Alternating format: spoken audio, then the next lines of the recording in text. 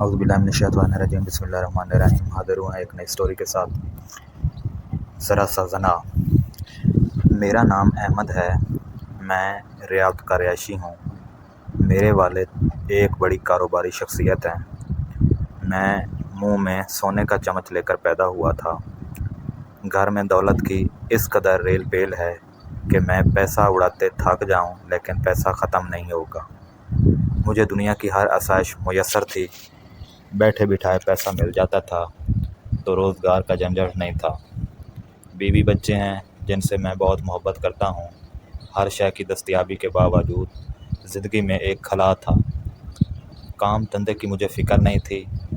گھر پر کام کرنے کے لیے نوکر چاکر تھے۔ میری کوئی خاص مصروفیت نہیں تھی۔ میں بور ہوتا رہتا تھا۔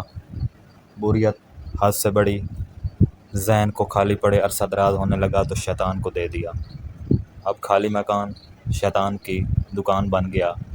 وہ مجھے بوریت ختم کرنے کے نت نئے طریقے بتانے لگا۔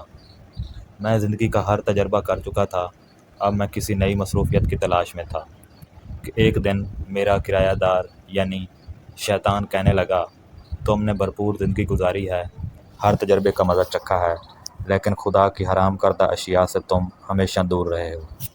کیوں نہ یہ تجربہ بھی کر کے دیکھ لیا جائے۔ سچ ہے کہ تمام عمر شراب و شباب سے دور رہا تھا، لیکن فراغت نے زندگی کو اس قدر پھیکا کر دیا تھا کہ میں اس میں رنگ بننے کے لیے بے قرار تھا۔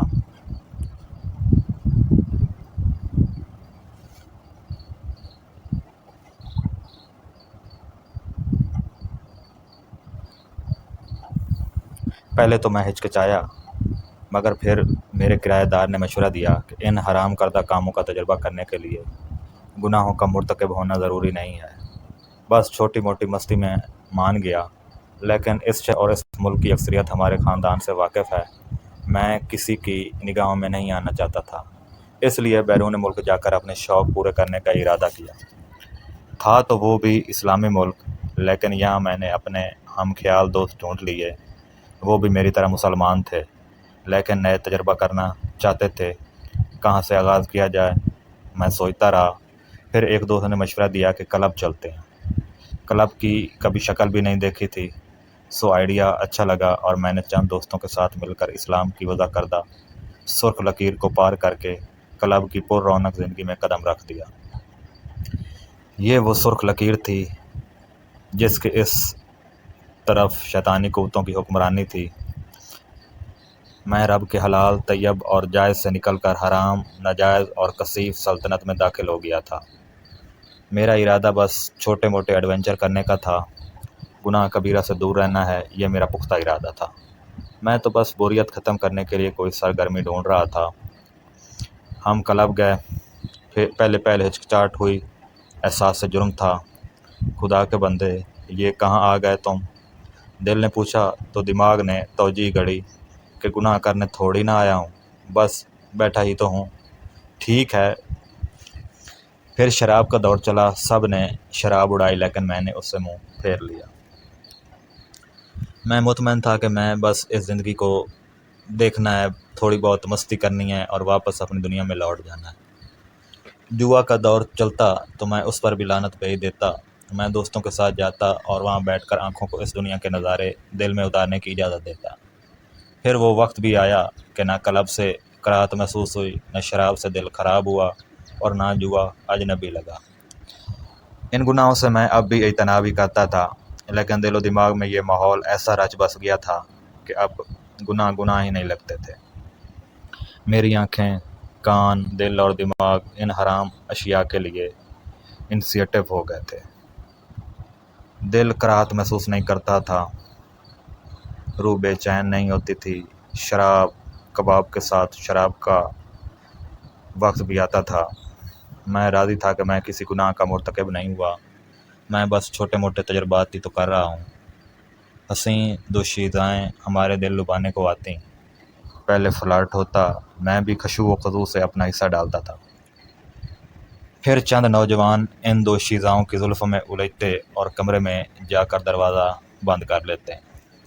میں نے حرام دروازے کھولے ضرور تھے، لیکن ان گناہوں سے خود کو دور ہی رکھا تھا۔ کافی دن یہ سلسلہ فلرٹ تک محدود رہا، مگر آخر کب تک؟ جس راستے پر آپ ایک بار قدم رکھتے ہیں پھر اس کی منزل تک پہنچنے سے پہلے چاہ کر بھی واپس نہیں پلٹا جاتا۔ میں نے فلرٹ کی صورت میں زنا کی جانب جاتے راستے پر قدم رکھ دیا تھا۔ میں جانتا تھا کہ ایک دن منزل کی جستجو مجھے خدا سے بیگانہ کر دے گی، لیکن میرا دماغ اس سوچ کو رد کرتا رہا۔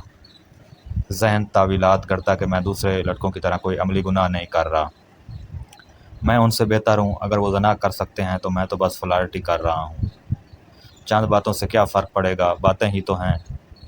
آنکھوں نے زنا کیا، کانوں نے زنا کیا، زبان نے بھی اپنا حصہ ڈالا تھا، اور ایک دن ہارمونز کا نشہ قہر بن کر میرے دماغ پر چھایا اور میرے سوچنے سمجھنے کی صلاحیتیں معدوم ہو گئیں۔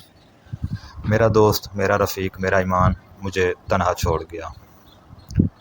ہوش آیا تو خود کو بند کمرے میں پایا، قہر چھٹ گیا تھا۔ ذہن جاگا تو میرا ایمان بھی واپس آ گیا۔ خود کو دیکھا، بند کمرے کو دیکھا، اور میرے حلق سے ایک کربناک چیخ نکلی۔ میں دیوانہ وار اس کمرے سے باہر بھاگا۔ سیڑھیاں اترتے ہوئے میں اپنے گالوں پر تھپڑ مار رہا تھا۔ ہوٹل کے دروازے پر میرا دوست کھڑا تھا، اس نے مجھے روک لیا اور پوچھا کیا ہوا؟ میں نے دعائی دی کہ میں نے زنا کیا ہے۔ میری روح اذیت کی چکی میں پس رہی تھی، میرا دل قطرہ قطرہ پگھل رہا تھا۔ میرا دوست مسکرایا تو اس کی وحشیانہ مسکراہٹ میرے سینے میں کھنجر بن کر اتر گئی۔ پھر اس نے شراب کی ایک بوتل میرے سامنے کی اور کہنے لگا یہ پی لو، سارا غم اور پریشانی ختم ہو جائے گی۔ میں اسے دیکھتا رہا، سارا کھیل مجھے سمجھ آنے لگا تھا۔ وہ شکاری تھا اور وہ میرے ایمان کا شکار کر چکا تھا۔ وہ دھندا کرتا تھا، پیسے اینٹھنے کے لیے لوگوں کو صراط مستقیم کے اطراف موجود حرام کمروں کے پردے اٹھا اٹھا کر دکھاتا تھا۔ اسے پیسے چاہیے تھے تو مجھ سے میرا مال و دولت لے لیتا، لیکن اس کمبخت نے مجھ سے میرا ایمان چھین لیا۔ میں نے اس کی بوتل پرے دھکیلی۔ مجھ سے جنتی عورت چھین کر اب جنت کی شراب سے بھی محروم کرنا چاہتے ہو؟ میں رو دیا تھا اور پھر ہوٹل سے باہر آ گیا۔ میں اوپر کو جاتی صراط مستقیم سے نیچے گرا تھا، اس زور سے نیچے گرا تھا کہ میرے پور سے غم رس رہا تھا، میری آنکھیں پانی اور دل خون کے آنسو رو رہا تھا۔ میں نے زنا کیا ہے، نہ تم اپنا گھر چھوڑ کر یہاں آتے، نہ اس گناہ کے مرتکب ہوتے۔ اللہ نے تمہیں ہر نعمت سے نوازا تھا اور تم نے خوب شکر ادا کیا۔ وہ دماغ جو مجھے دلائل دے دے کر اس عمر کے لیے مناتا تھا، اب وہ مجھ سے خائف تھا، وہ مجھ سے کراہت کھا رہا تھا، مجھے اپنے وجود سے گھن آنے لگی تھی۔ میرا دل چاہا کہ کاش میرا کبھی کوئی وجود نہ ہوتا۔ میں دن رات سڑکوں پر آوارہ پھرتا رہا۔ مجھے لگا جیسے میں بے گھر ہوں، میرا کوئی ٹھکانہ نہیں ہے۔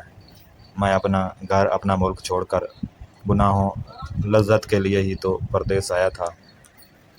میرے گناہ کا کوئی گواہ نہیں تھا سوائے اللہ۔ جن اعمال کا کوئی گواہ نہیں ہوتا ان کا گواہ اللہ ہوتا ہے۔ سارا دین مجھے یکمشت یاد آ گیا تھا۔ خدا کا بندے سے شکوہ یاد آیا کہ میرا بندہ گناہ کرتے ہوئے سب سے ڈرتا ہے لیکن مجھ سے نہیں ڈرتا، جبکہ میں ہر وقت اس کے ساتھ موجود ہوں۔ یاد آیا کہ زانی مومن روتے ہوئے زنا نہیں کر سکتا۔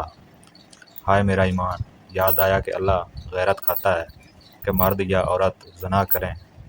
میں نے سب سے حیا کی مگر مجھے اللہ سے حیا نہ آئی۔ میرے فرشتے میرے گناہ کے تعفن سے مجھے چھوڑ کر پیچھے ہٹ گئے ہوں گے۔ ہائے میری تباہی! مجھ پر بے خودی طاری ہو جاتی اور میں تھپڑ مار مار کر اپنا چہرہ سرخ کر لیتا تھا۔ مجھے خود سے نفرت ہونے لگی تھی۔ میرا دل چاہتا تھا میں اپنا جسم نوچ نوچ کر اپنی جان لے لوں۔ دن گزرے، راتیں گزریں، میرے گناہ کے تعفن سے میری نیند اور بھوک دونوں اڑ گئے تھے۔ میری آنکھیں اندر دھنس گئیں اور چہرے سے وحشت ٹپکنے لگی تھی۔ واپسی کا وقت آ گیا تھا، مجھے واپس ریاض جانا تھا۔ میں ایئرپورٹ گیا۔